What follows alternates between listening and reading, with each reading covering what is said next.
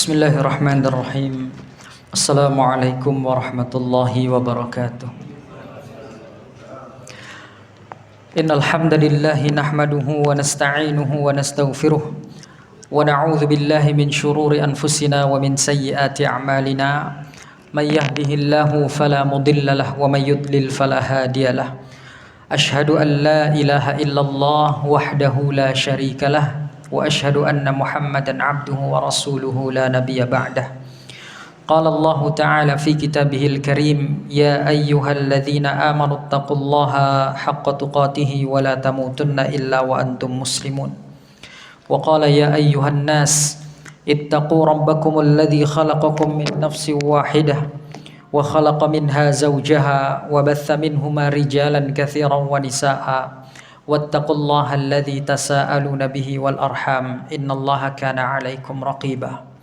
Wa qala ya ayyuhalladzina amanu taqullaha wa qulu qawlan sadida yuslih lakum a'malakum wa yaghfir lakum dhunubakum wa may yuti'illaha wa rasulahu faqad faza fawzan 'azima.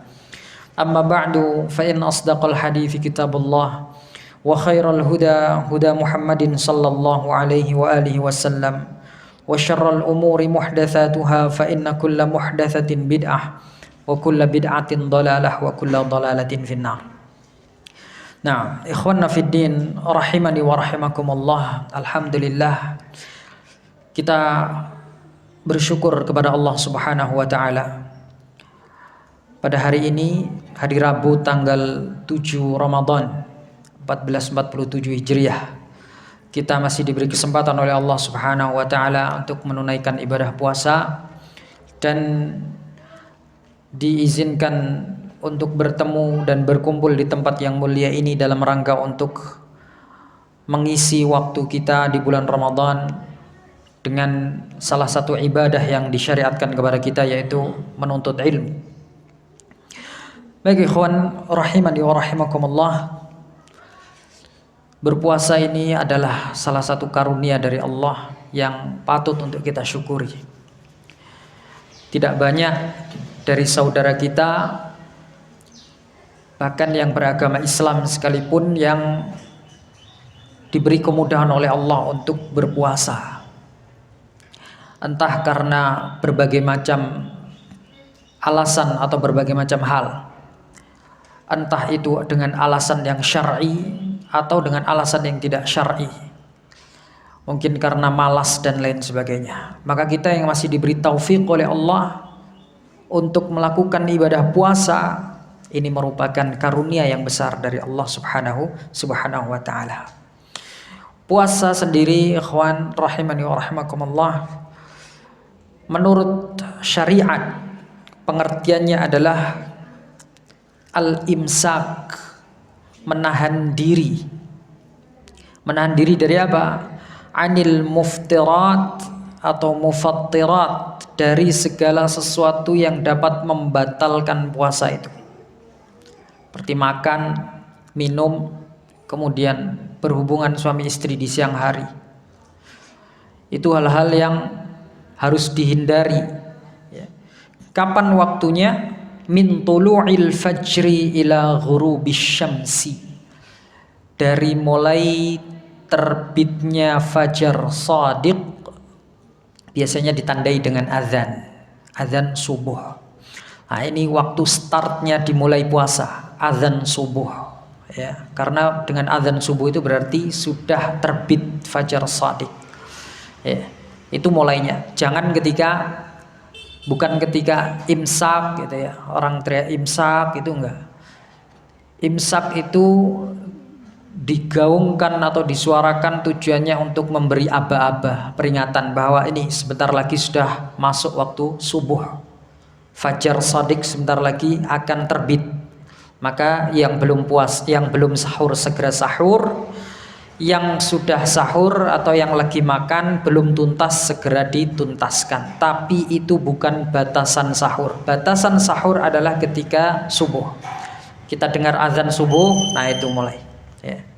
Jadi itu ada sebagian orang di sebagian tempat itu sahurnya Pak jam 2 udah sahur. Jam 2, jam setengah 3 itu sudah mulai sahur. Sahur jam 2, jam 5 udah lapar lagi.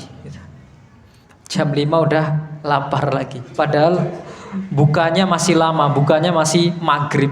Nah ini.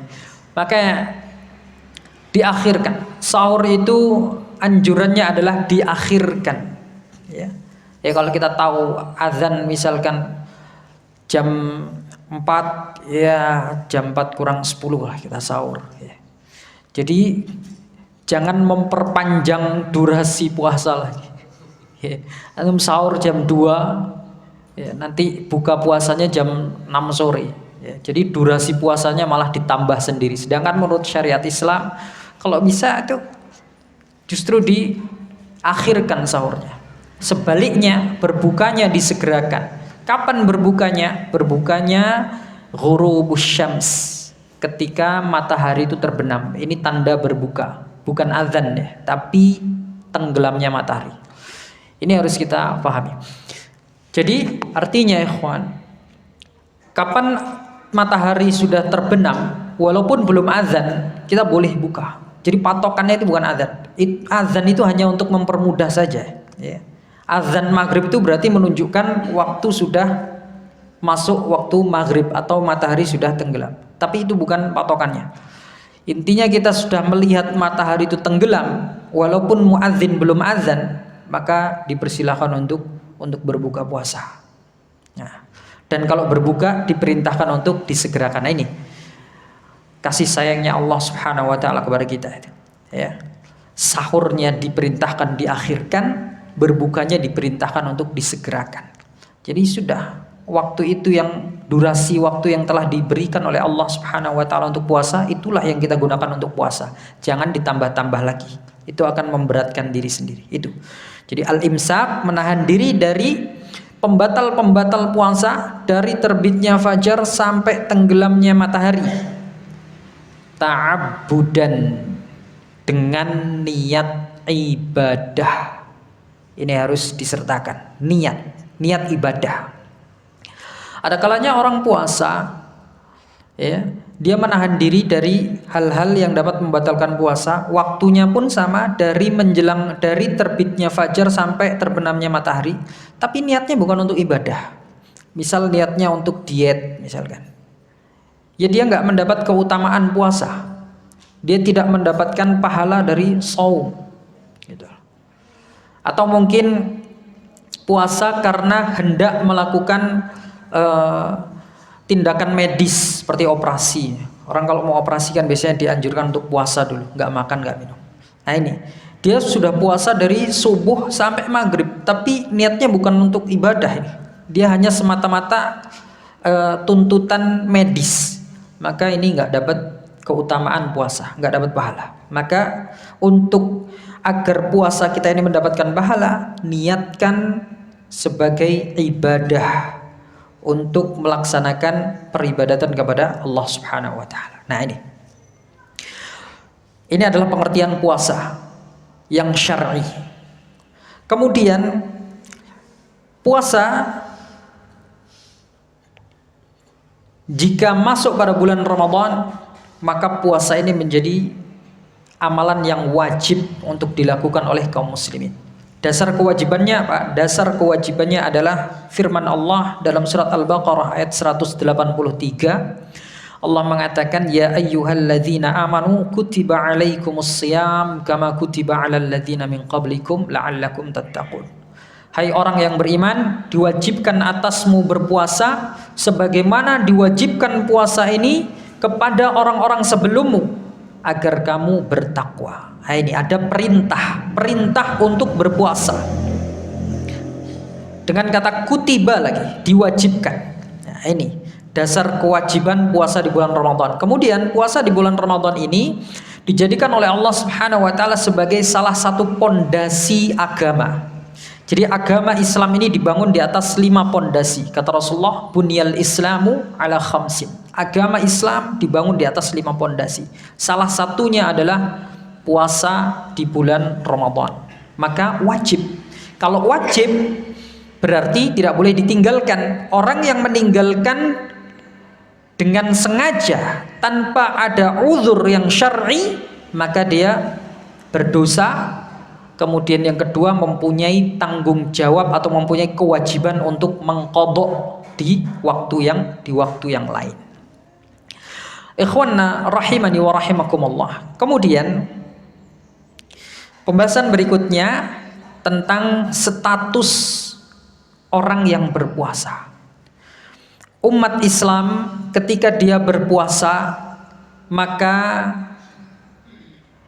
dia tidak lepas dari 3 kondisi, atau status puasanya tidak lepas dari 3. Yang pertama, sah puasanya.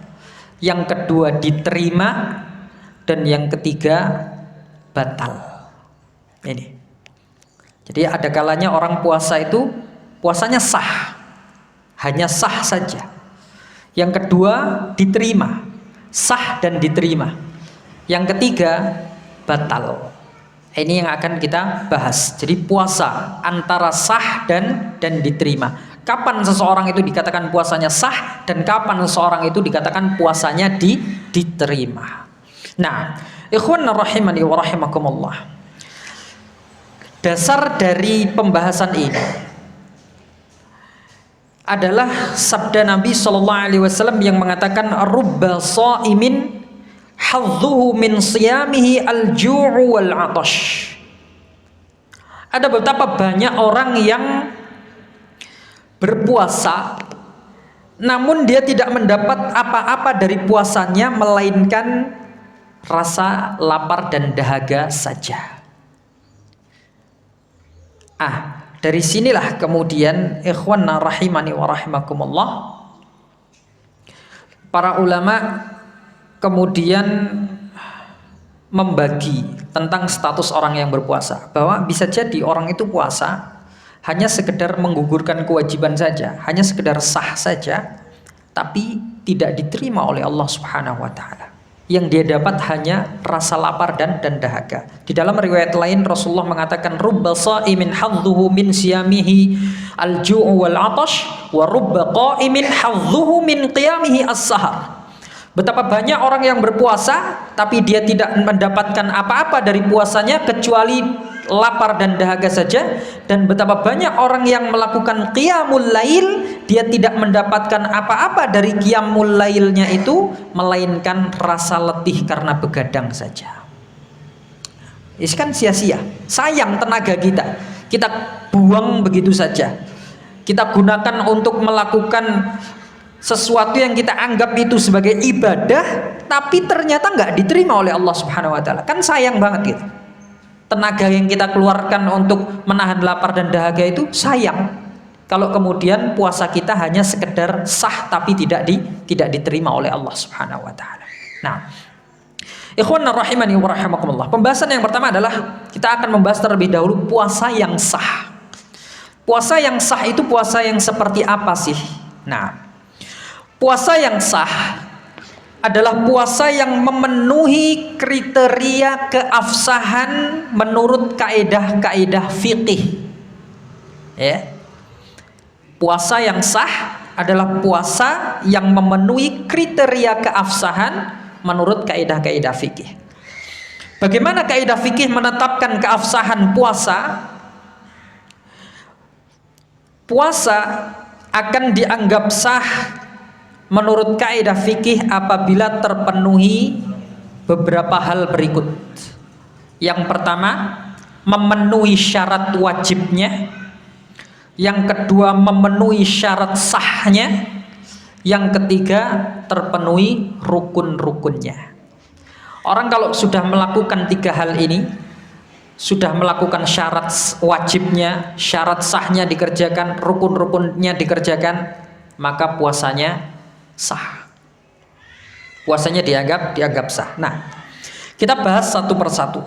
Pertama, syarat wajib dalam melakukan ibadah puasa. Ini digabung menjadi satu ya, antara syarat wajib dan syarat sahnya ini.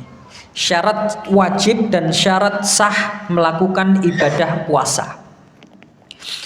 Syarat wajib ya, puasa adalah yang pertama, Islam, harus beragama Islam. Ya. Artinya ikhwan rahimani wa rahimakumullah,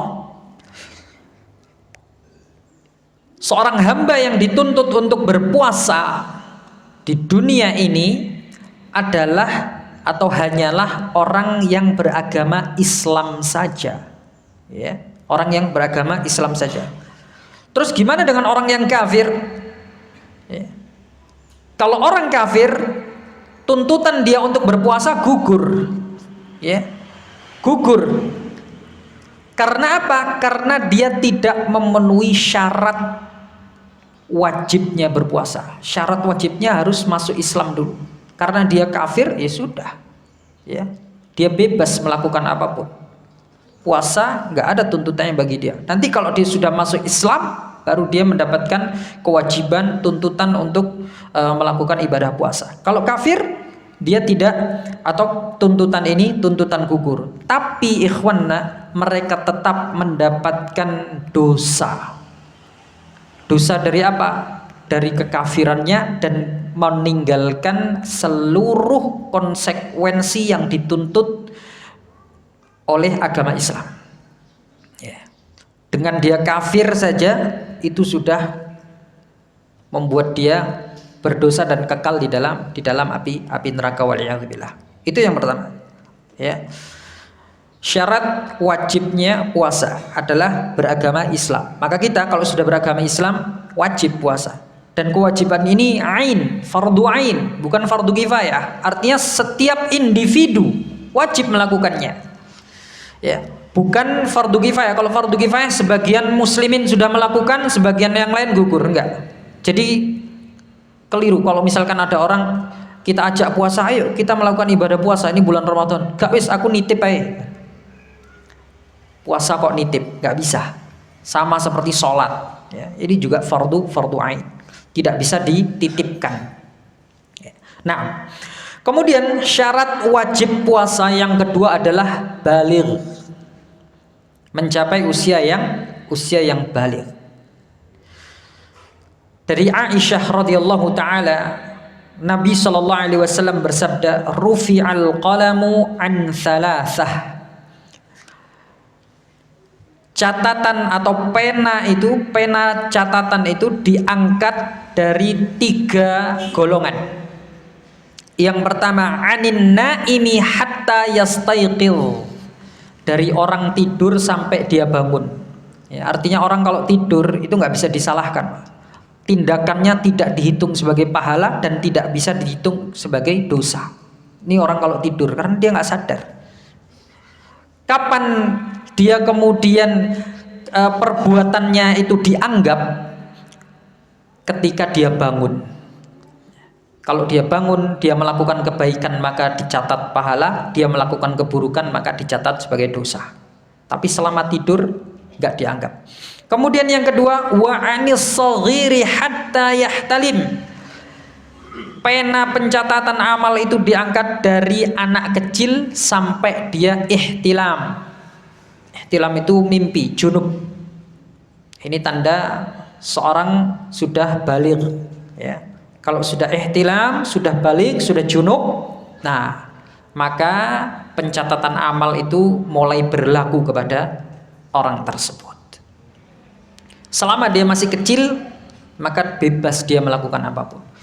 Makanya ikhwanna, kalau ada anak masih kecil misalkan, kemudian dia nakalnya luar biasa, mencuri dan lain sebagainya, jangan dipukul, jangan dihardik terlalu keras, karena ya mereka nggak tahu gitu. Anak kecil apa yang ada di hadapannya ya diambil gitu.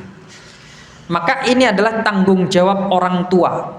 Dia masih berada di bawah tanggung jawab orang tua. Perilakunya mengambil barang tanpa izin itu belum dihitung sebagai dosa. Orang tua mempunyai kewajiban untuk menasihati. Nah, ini nggak boleh. Dikasih edukasi dan lain sebagainya. Ya. Jangan dikata-katain dasar maling, bodoh dan lain. Ya, anak kecil mana dia tahu? Ya, nggak tahu. Ya, maka dia hanya harus diberi edukasi, diberi pelajaran dan lain sebagainya. Nah, ini yang kedua. Yang ketiga, wa anil ma'tuh hatta ya'til, dari orang yang kurang akalnya, orang gila, stres, sampai dia waras. Orang gila, dia melakukan tindakan dosa, nggak dicatat sebagai dosa. Anak gila. Orang gila melakukan kebaikan ya nggak dicatat sebagai pahala karena dia gila. Jadi pena pencatatan amal itu diangkat dari 3 orang ini. Dari orang yang tidur sampai dia bangun, dari anak kecil sampai dia balik, dari orang gila sampai dia waras. Nah, jadi ini syarat wajibnya puasa tadi yang kedua adalah baligh. Kalau sudah baligh maka wajib puasa. Terus gimana anak-anak kecil? Apakah dia boleh puasa? Boleh. Bahkan dianjurkan untuk mengajarkan kepada mereka puasa sebagaimana kita dianjurkan untuk mengajarkan anak-anak kita untuk sholat. Rasulullah SAW dalam sebuah hadis pernah bersabda, "Murus sabiyya bis shalah." Perintahkanlah anak-anak kecil untuk sholat idza balagha sab'a sinin, kalau usia mereka sudah 7 tahun. Jadi kalau udah 7 tahun itu disuruh terus, Pak. Setiap hari disuruh, diajak. Ayo nak sholat, ayo nak sholat. Tanya, "Nak sudah sholat belum?" Kalau belum segera sholat. Diajak. Ajakan itu tanpa ada nada kemarahan dan lain sebagainya. Hanya murni diajak, perintah, diajak, diperintah. Ketika mereka sudah usia 7 tahun. Kemudian wa idza balagha 10 sinina fadribuhu 'alaiha. Kalau sudah usianya 10 tahun baru dipukul kalau dia nggak mau sholat. Artinya antara rentan waktu 7, 8, 9 sampai 10 tahun itu kita hanya diperintahkan untuk memerintahkan dan mengajak mereka untuk sholat. Ya. Kalau sudah usia ke 10 tahun baru dipukul. Jangan kemudian meremehkan hal ini, Pak. Mereka nggak pernah diajari untuk sholat. Ketika masuk usia 7 tahun nggak pernah diperintahkan untuk sholat sama sekali. Begitu udah masuk 10 tahun nggak sholat dipukul. Ini orang tuanya yang keliru, ya. Orang tuanya yang keliru. Allah Subhanahu wa taala Allah dan Rasulnya telah memberi arahan dari usia 7 sampai 10 tahun, 3 tahun kurang lebih, itu adalah masa untuk membiasakan anak. Artinya setiap hari itu, ya. Jangan kalau mood tok baru disuruh. Kalau nggak mood ya udah biar dia tidur main HP jarno wis, ya. Giliran nanti sudah usia 10 tahun disuruh sholat nggak mau, dimarahin, dipukulin. Ini orang tuanya yang keliru, bukan anaknya, gitu. Salahnya sendiri, nggak dibiasakan untuk sholat dari kecil. Padahal Rasulullah sudah memerintahkan untuk memerintahkan anaknya melaksanakan sholat dari usia 7 tahun. Maka ini anak kalau sudah masa-masa 7 tahun ini mulai dibiasakan dengan hal-hal yang baik, bukan hanya sholat. Di antaranya adalah dengan puasa. Ya.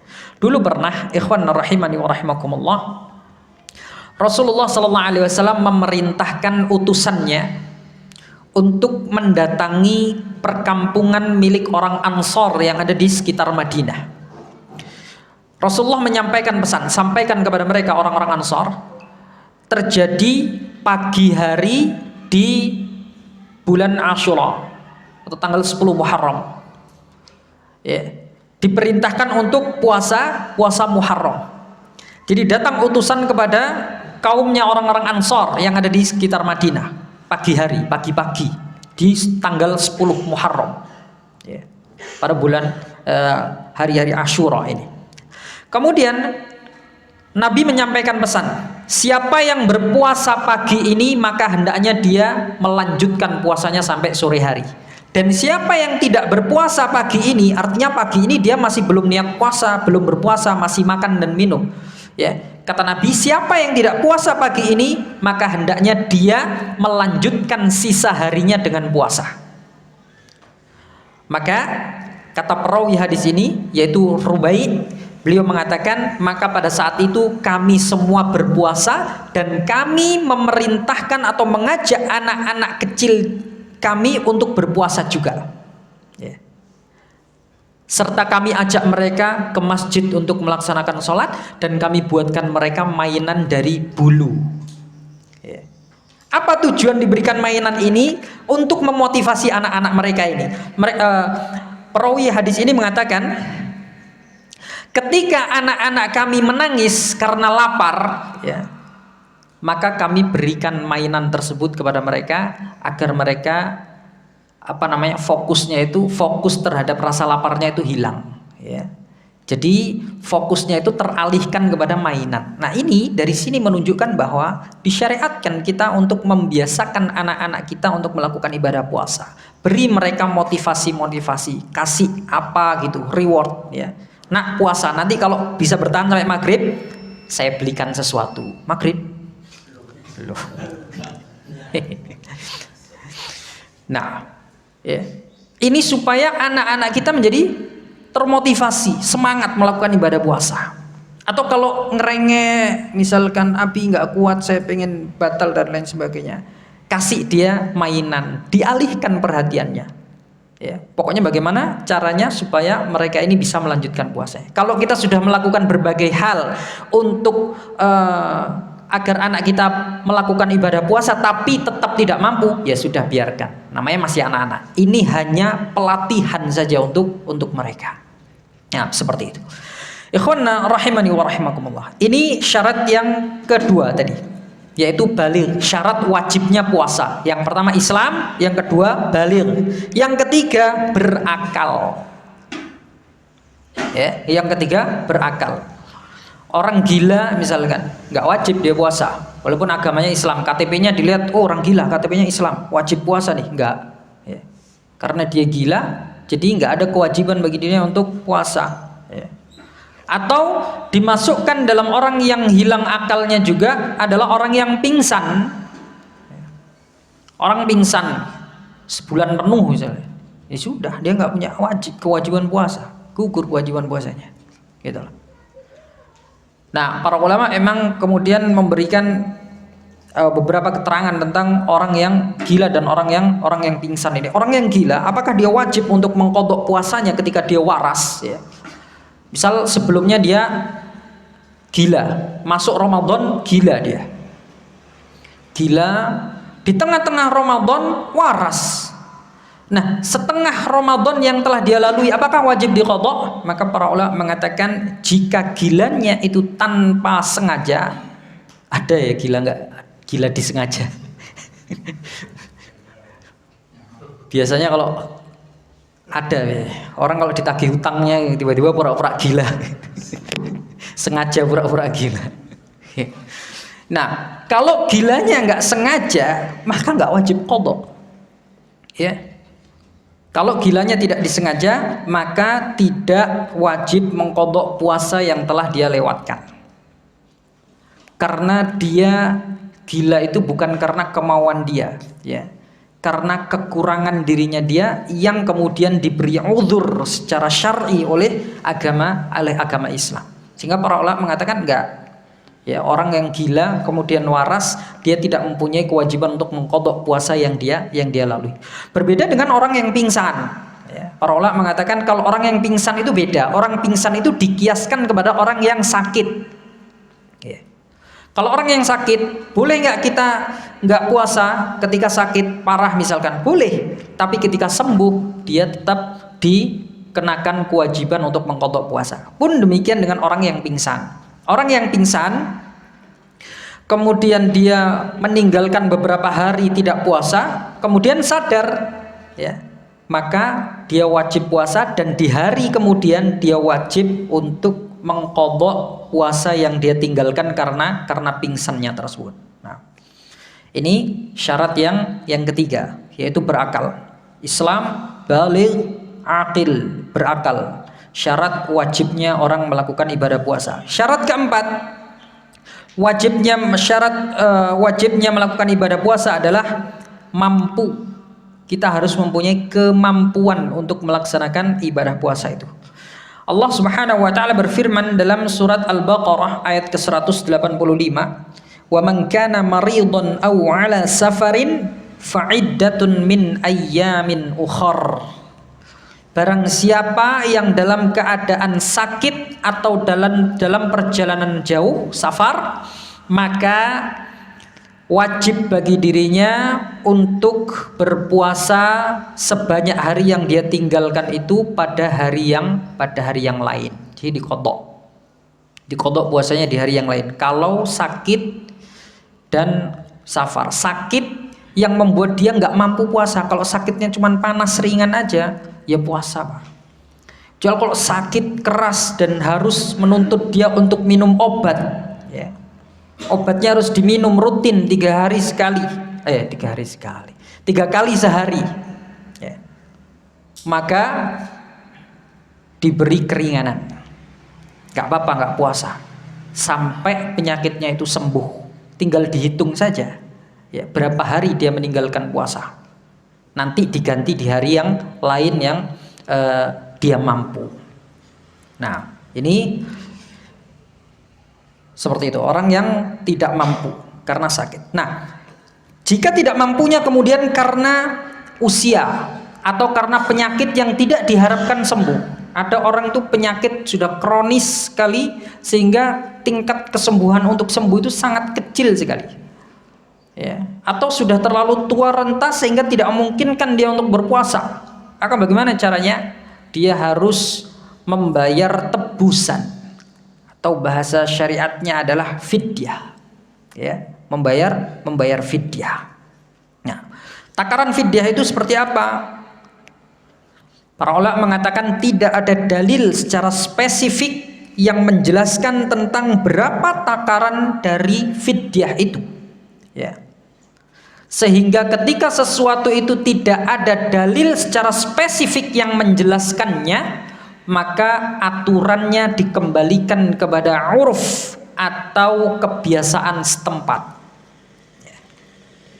Ini yang pertama, ya. Jadi dikembalikan kepada uruf. Sebagian ulama seperti Imam An-Nawawi dan yang lainnya, mereka menetapkan takaran sebagai kehati-hatian, ya. Dan mereka menetapkan ini berdasarkan dari penelitian dan juga mengumpulkan hadis-hadis yang ada tentang fidyah, sehingga mereka berkesimpulan. Ini Imam An-Nawawi, beliau mengatakan takaran bagi fidyah itu adalah 1 mud. Ya, kalau di timbangan kita sekitar kurang lebih 625 gram atau sampai 700 lah, 625 sampai 700 gram. Itu adalah takaran untuk membayar fidyah, ya. Kalau kita mengikuti ayatnya, ikhwan rahimani wa rahimakumullah, tentang ayat yang menjelaskan fidyah ini, maka Allah Subhanahu wa taala mengatakan di dalam Al-Qur'an, wa 'alal ladzina yutiqunahu fidyatun ta'amu miskin, dan bagi orang-orang yang sudah nggak mampu lagi untuk berpuasa, maka baginya membayar fidyah berupa memberi makan fakir miskin atau orang miskin, 1 orang miskin saja. Nah, ini sehingga para ulama ada yang berpendapat, ya sudah, fidyah itu cukup kita memberi 1 porsi yang umum kita makan atau yang dimakan oleh orang setempat kita. Biasanya 1 piring plus dengan sayur mayur dan lauk pauknya. Itu sudah bisa digunakan untuk membayar fidyah, ya. Atau kalau kita repot misalkan mau masak ribet, beli aja ayam geprek plus nasi, kasihkan ke orang, itu sudah 1 porsi yang wajar bagi orang yang ada di tempat kita. Secara uruf, ya, itu sudah masuk dan sah digunakan untuk membayar fidyah. Tapi kalau mau diberi bahan mentahan, yaitu tadi ukurannya, misalkan mau dikasih beras, ya dikasih 625 gram atau amannya ya 650 gram lah, 1 mud, ya. Dengan Syekh Al-Utsaimin menambahkan dengan ditambahi lauk, jangan beras-beras tok. Ya, orang masa makan nasi putih nyel, ya kan, kasihan. Ta'amu miskin, memberi makan orang miskin, artinya makan yang siap untuk kiranya bisa dimakan sekali itu. Jadi beras plus lauknya, kasih telur kah 1 sama sosis atau indomie gitu. Itu diberikan kepada orang miskin. Waktu membayarnya kapan? Waktu membayarnya opsional, boleh setiap hari. Ya, setiap kali sudah masuk waktu berbuka, dia kasih orang miskin satu, atau dia undang satu orang miskin untuk buka bersama, makan bersama dengan dirinya, boleh. Atau boleh seperti yang dilakukan oleh Anas bin Malik radhiyallahu taala anhu di akhir bulan Ramadan. Jadi dia undang 30 orang miskin, diajak makan bareng semuanya. Nah, ini bisa bebas, kita mau pilih yang mana. Para ulama juga boleh dilakukan di pertengahan puasa juga boleh. 15 hari, nunggu 15 hari, nanti dia buat 15 porsi makan, kemudian diundang 15 orang untuk makan, ya, niatnya untuk membayar fidyah, boleh. Boleh seperti itu. Nah, ini syarat yang keempat tadi. Syarat wajibnya orang berpuasa mampu mengerjakannya, ya, mampu melakukannya. Kemudian yang kelima, syarat seorang diwajibkan puasa adalah ketika dia mukim. Artinya tidak dalam kondisi safar, ya. Dalam kondisi mukim, tidak sedang bepergian jauh.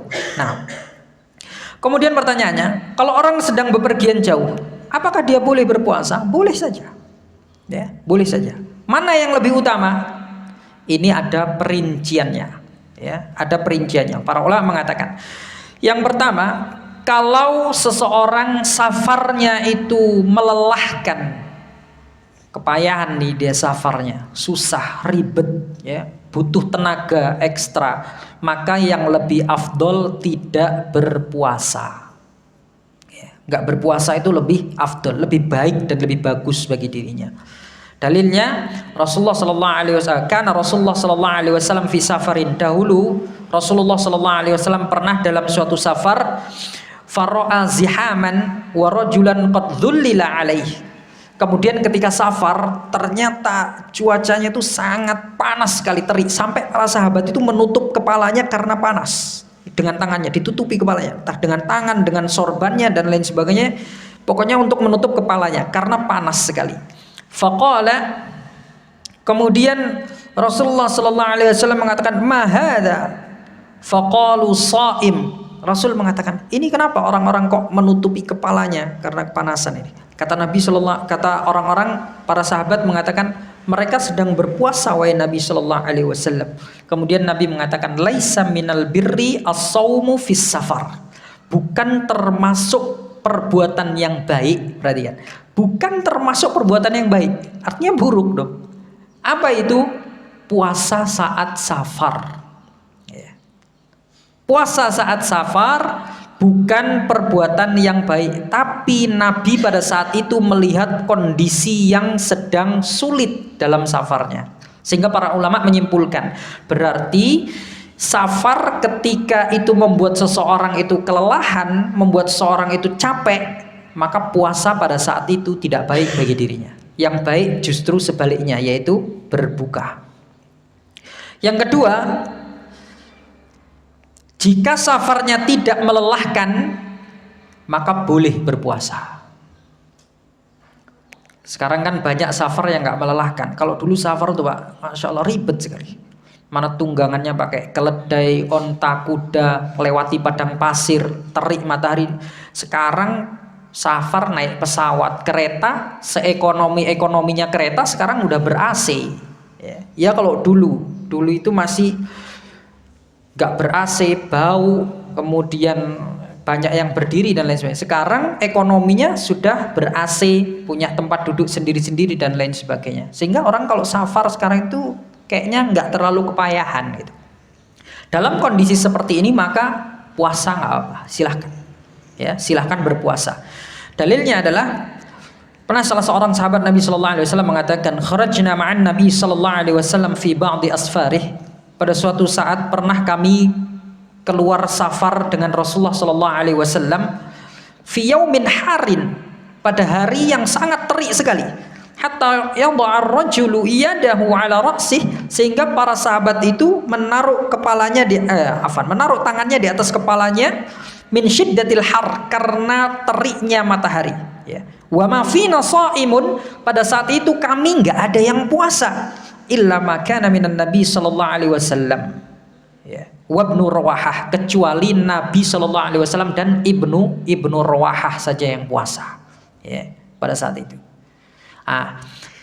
Kenapa Nabi Shallallahu Alaihi Wasallam dan ibnu Rawahah berpuasa? Karena mereka berdua, Nabi dan ibnu Rawahah ini tidak merasa kesulitan pada saat itu, ya, tidak merasa beban dalam safarnya, sehingga mereka memutuskan untuk berpuasa, melanjutkan puasanya. Sedangkan yang lainnya yang merasa hari itu sangat terik, sangat panas, mereka memutuskan untuk tidak puasa, dan mereka tidak ada yang saling mencela. Kamu nggak puasa, lemah.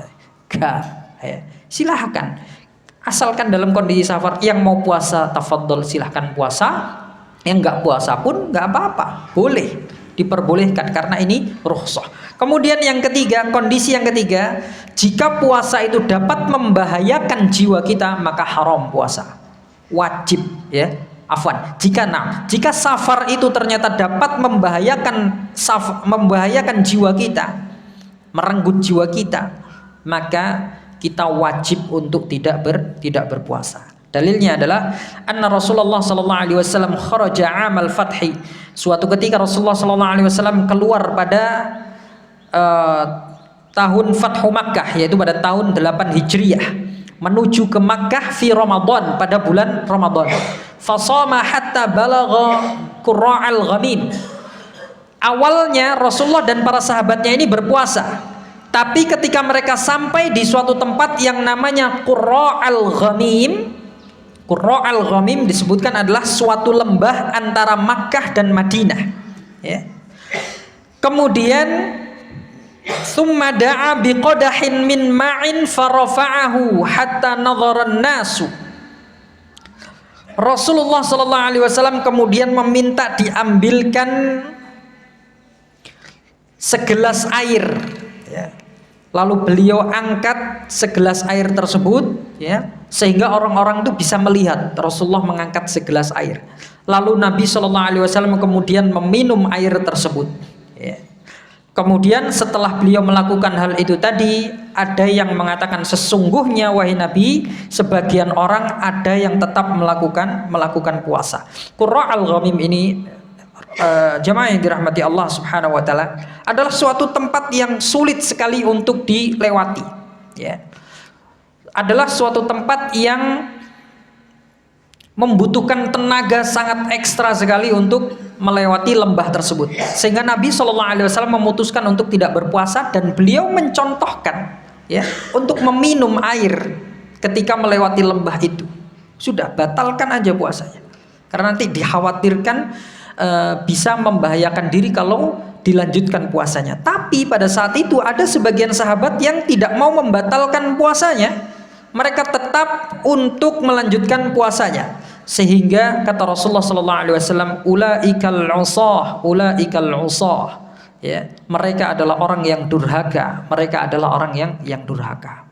Nah, dari sini maka para ulama mengambil kesimpulan, ketika puasa atau ketika safar itu ternyata bisa membuat atau membahayakan jiwa kita, maka diwajibkan untuk membatalkan puasa. Dan sebagai tambahan ikhwan rahimani wa rahimakumullah, Allah Subhanahu wa taala itu adalah zat yang senang sekali ketika memberikan keringanan, itu kita ambil keringanan tersebut.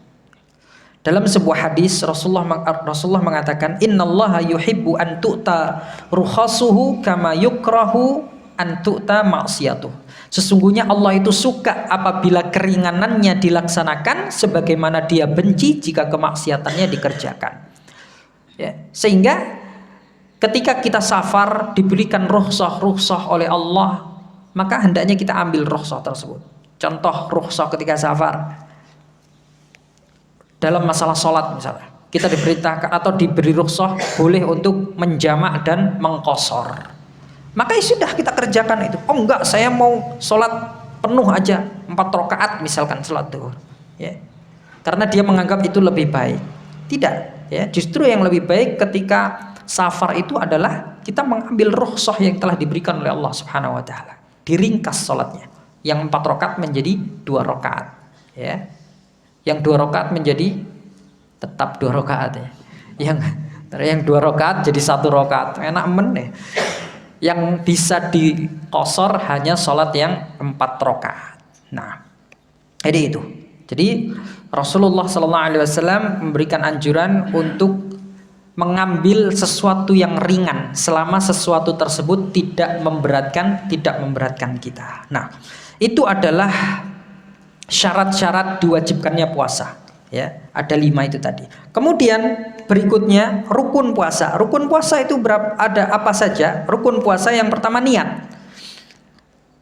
Ya, niat untuk melakukan ibadah puasa, dan niat itu di dalam hati, cukup di dalam hati, tidak perlu diucapkan. Kapan niatnya? Malam hari. Jadi ketika malam itu kita sudah mempunyai niat, besok saya akan melakukan ibadah puasa. Ya. Besok saya sudah harus melakukan puasa, atau saya akan melakukan ibadah puasa. Itu. Ya. Itu yang pertama, rukun yang pertama, harus.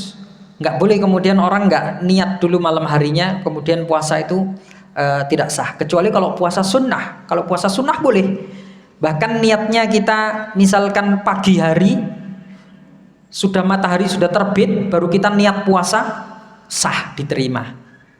Rasulullah pernah itu pagi hari tanya kepada Aisyah, kepada istri beliau, apakah ada sesuatu yang bisa aku makan untuk sarapan pagi ini? Istri-istri Nabi mengatakan kami tidak punya apa-apa. Maka Nabi mengatakan ya sudah kalau gitu saya puasa. Diterima puasanya, dihitung sebagai pahala puasa sunnah. Tapi kalau puasa fardu nggak bisa, harus dimulai niatnya dari malam hari. Dan niat ini tidak perlu dilafatkan karena niat tempatnya adalah di hati. Kemudian rukun yang kedua, menahan diri dari pembatal puasa. Ya, seperti yang kita sebutkan di awal tadi. Allah Subhanahu wa taala berfirman dalam surat Al-Baqarah ayat 187, "Wa kulu washrabu," makan dan minumlah kamu, hatta yatabayyana lakumul khaitul abyad minal khaitil aswad, sampai jelas bagimu perbedaan antara benang putih dan benang hitam, minal fajr, dari cahaya atau dari cahaya fajar. Sebagian orang yang ada yang menerjemahkan secara tekstual mengatakan kita boleh makan ketika puasa itu, kita boleh makan dan minum sampai bisa membedakan mana benang putih dan mana benang hitam. Ini keliru. Jadi sampai terang banget itu dia masih makan aja, ya. Karena ya itu sampai bisa membedakan antara benang putih dan benang hitam. Enggak. Maksudnya benang putih dan benang hitam di sini adalah minal fajr, cahaya fajar itu. Jadi fajar itu kan ada fajar kadzib dan fajar shadiq, ya. Fajar kadzib dan fajar shadiq. Sampai kita bisa membedakan mana fajar kadzib, mana fajar shadiq dan mana fajar kadzib, ya. Itu kita boleh makan, artinya makan sahur. Nah, summa atimus siyama ilal lail, kemudian sempurnakanlah puasa sampai malam hari. Nah, ini dari terbitnya fajar shadiq sampai al-lail, malam, yaitu ditandai dengan terbenamnya matahari, kita diperintahkan untuk menahan diri dari pembatal puasa. Nah, ini rukunnya 2 ini, ya. Pertama niat, yang kedua menahan diri dari pembatal puasa, dari makan dan minum, dan juga berhubungan suami istri di siang hari. Nah, ikhwana rahimani wa rahimakumullah, orang yang berpuasa kemudian dia sudah menunaikan syarat-syaratnya, baik itu syarat wajib maupun syarat sahnya, kemudian dia telah menunaikan rukunnya, maka dalam pandangan kaidah fikih dia sudah sah puasanya. Artinya apa? Telah gugur kewajiban puasa bagi dirinya, nggak punya kewajiban puasa lagi. Asalkan syaratnya sudah terpenuhi, rukunnya sudah terpenuhi. Namun perlu diperhatikan, apakah lantas kemudian puasanya diterima oleh Allah Subhanahu wa taala? Belum tentu. Ada kalanya orang sudah melakukan syarat-syaratnya, syarat-syarat wajib, syarat-syarat sahnya sudah dikerjakan, rukunnya sudah terpenuhi, tapi toh ternyata belum diterima puasanya oleh Allah Subhanahu wa taala. Nah, ini pembahasan berikutnya. Kapan kemudian puasa itu akan diterima oleh Allah Subhanahu wa taala?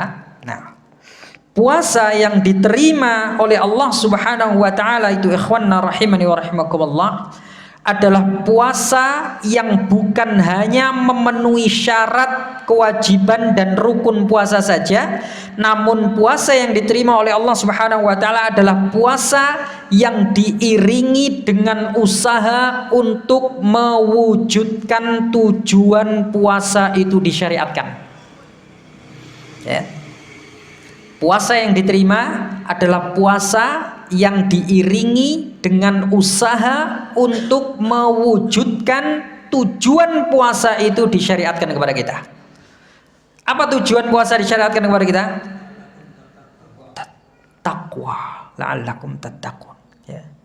Kutiba alaikumusiyam kama kutiba alal ladzina min qablikum la'allakum tattaqun. Ini tujuan disyariatkan puasa. Adalah untuk menjadikan kita ini bertakwa kepada Allah Subhanahu wa taala. Nah, pengertian takwa itu apa? Pengertian takwa adalah mengerjakan perintah agama dan meninggalkan larangannya. Sehingga ikhwanna rahimani wa rahimakumullah, puasa yang akan diterima adalah puasa yang diiringi dengan tindakan melakukan perintah-perintah Allah, dan puasa yang diiringi dengan tindakan meninggalkan larangan-larangan Allah subhanahu wa ta'ala. Itulah puasa yang diterima oleh Allah, ya. Karena hanya dengan cara itulah, hanya dengan cara kita melakukan perintah dan meninggalkan larangan Allah subhanahu wa ta'ala sajalah kita bisa mewujudkan ketakwaan dari ibadah puasa kita. Maka ikhwanna rahimani wa rahimakumullah, ada beberapa hal yang perlu diperhatikan oleh kaum muslimin ketika mereka berpuasa. Apa saja itu? Yang pertama, hendaknya kaum muslimin yang berpuasa dia memperhatikan niatnya.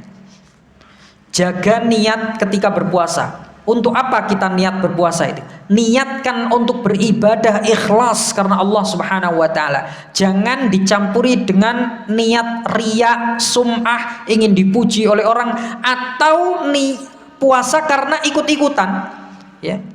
Karena malu yang lainnya puasa masuk aku gak. Ya. Akhirnya dia terpaksa ikut puasa. Jangan. Ya. Yang diberi pahala oleh Allah Subhanahu wa taala itu adalah orang yang berpuasa karena Allah. Makanya dalam sebuah hadis Rasulullah kan mengatakan, man shoma ramadhana imanan wa ihtisaban. Siapa yang berpuasa, dorongan puasanya itu karena iman kepada Allah.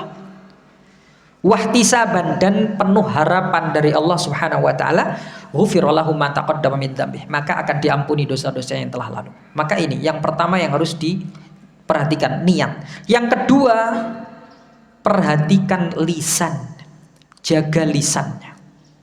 Jangan suka mengatakan perkataan-perkataan yang buruk ketika puasa, perkataan-perkataan dusta dan lain sebagainya.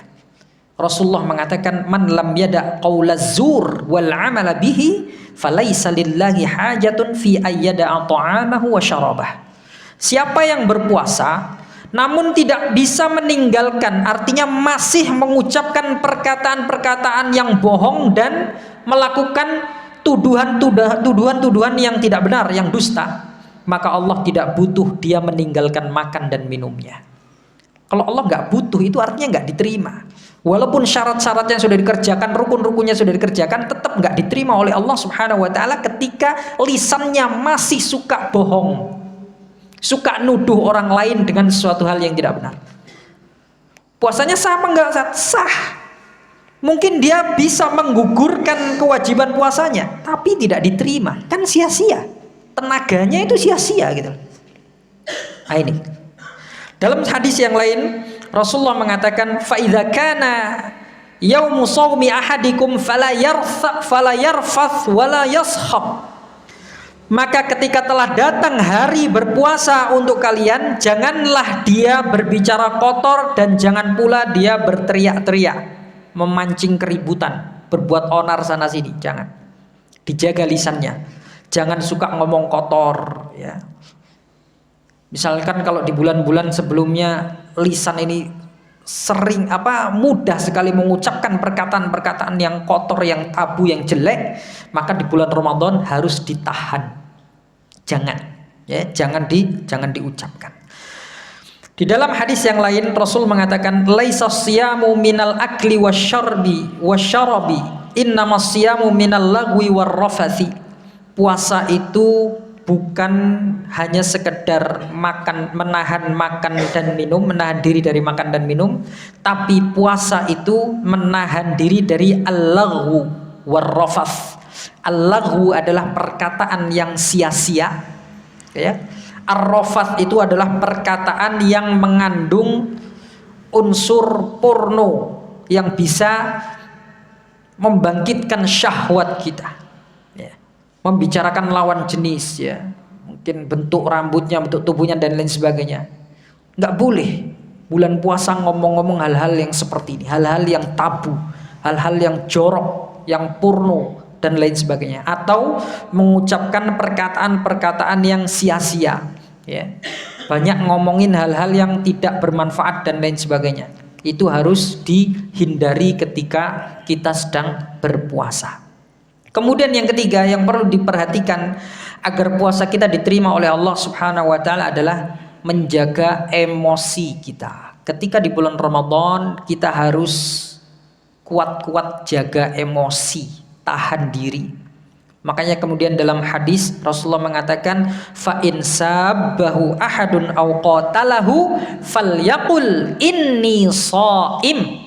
Kalau ada orang yang mencela dia, ngejek dia, ya, menjelek-jelekkan dia, memusuhi dia, atau iseng kepada dirinya, maka hendaknya dia katakan kepada jiwanya, kepada dirinya, inni shaim. Aduh, aku lagi puasa. Aku puasa. Dengan mengatakan demikian tujuannya untuk mengingatkan diri kita bahwa kita ini sedang berpuasa, ya. Sehingga apa yang harus dilakukan ketika puasa? Tahan emosi, jangan meledak-ledak, jangan gampang marah. Inni shaim, aku lagi puasa. Ya. Lagi mau marah, mau emosi, inni shaim, aku lagi puasa sekarang. Aku lagi puasa, ya. Jadi nggak boleh emosian. Orang puasa kok emosian, dikit-dikit marah, dikit-dikit tersinggung. Apa ini? Ya. Puasa itu latihan, melatih jiwa kita untuk sabar. Makanya para ulama mengatakan bulan Ramadan itu adalah bulannya tarbiyah, bulan untuk mentarbiah diri kita, ya, untuk mengedukasi, membiasakan diri kita dengan kebaikan-kebaikan dan membiasakan jiwa kita dengan keikhlasan dan kesabaran. Gitu. Jadi sabar. Jangan dikit-dikit marah, jangan suka marah. Diliatin dikit emosi, ngapain? Nggak mau dilihat ya di kamar aja, gitu. Naik motor disalip gitu, ngamuk. Ini muskilah, ya. Jangan mudah marah ketika puasa. Sudah? Belum. Nah, jadi dijaga emosinya ketika bulan Ramadan atau ketika berpuasa. Ada sebuah untaian nasihat yang baik sekali dari sahabat Jabir bin Abdullah. Beliau adalah salah seorang sahabat Nabi SAW, menyampaikan petuah yang bagus bagi orang-orang yang kaum muslimin yang sedang melakukan ibadah puasa. Beliau mengatakan, jika kamu berpuasa, maka hendaknya pendengaranmu, penglihatanmu, dan juga lisanmu ikut berpuasa. Artinya ikut ditahan, ya. Jadi bukan hanya tenggorokan dan perut saja yang ditahan, tapi pendengaran, mata, juga lisan harus ikut ditahan. Ditahan dari apa? Ditahan dari perbuatan dusta. Ini yang pertama, nggak boleh suka dusta. Yang kedua, ditahan lisan ini dari perkara-perkara yang haram. Apa itu perkara yang haram? Mencela, ghibah, namimah, ya. Puasa tapi suka gosip, jangan. Itu dapat mempengaruhi kualitas ibadah puasa kita. Kalau puasa jangan suka gosip, perbanyak zikir atau tilawah. Ini yang dianjurkan. Kemudian beliau mengatakan janganlah kamu menyakiti tetangga, ya, menyinggung perasaannya, baik dengan perkataan atau dengan perilaku, ya, dan lain sebagainya. Kemudian beliau mengatakan bersikap tenang dan berwibawalah di hari puasamu. Jadi puasa itu harus tenang, harus hatinya itu harus tentram, nggak boleh emosian. Ada suatu hal yang membuat dia emosi, ditahan, sabar. Lisannya juga ditahan untuk mengucapkan hal-hal yang buruk. Ya. Beliau kemudian mengatakan, janganlah kamu menjadikan hari-hari puasamu sama seperti hari-hari di mana engkau tidak puasa. Jadi harus ada progres kebaikan ketika kita sedang melakukan ibadah puasa.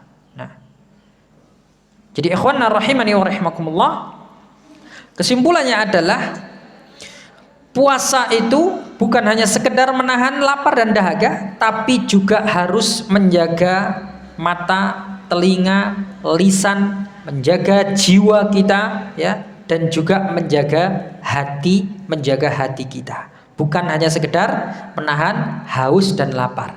Karena menahan haus dan lapar itu level terendah dari orang yang berpuasa. Rasulullah mengatakan, ahwanus siyam tarkus syarabi wat ta'am.